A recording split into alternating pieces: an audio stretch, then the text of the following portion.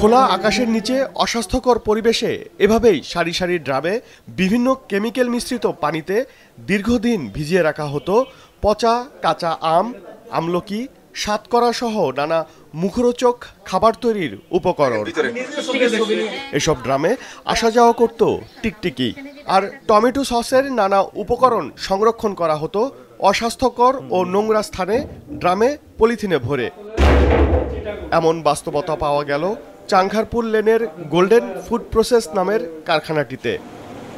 খাবার আরও মজাদার করতে ব্যবহার করা হয় এসব ওয়েস্টার সস, বিশেষ করে বিভিন্ন প্রকার গ্রিল কাবাবে।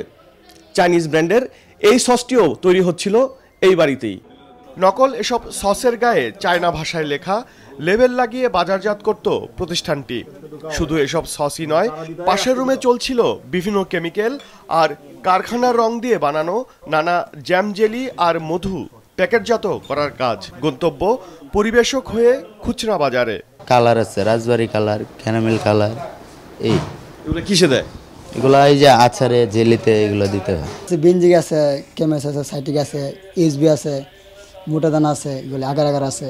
এগুলি গ্লুকোজটা মিশা একসাথে মধু, কাঠির মধুর মতো হয়ে যায়। তারপর কেমিক্যাল দিয়ে রাখি অনেকদিন রাখার জন্য, তারপরে বোতলে ভরি আমরা।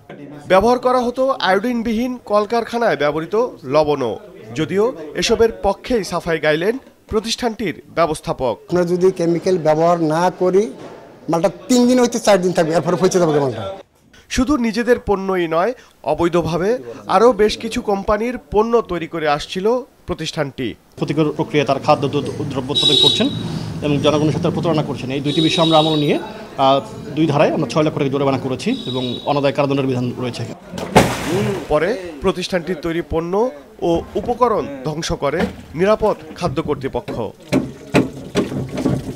ওবায়দুল কবির, মাছরাঙা সংবাদ, ঢাকা।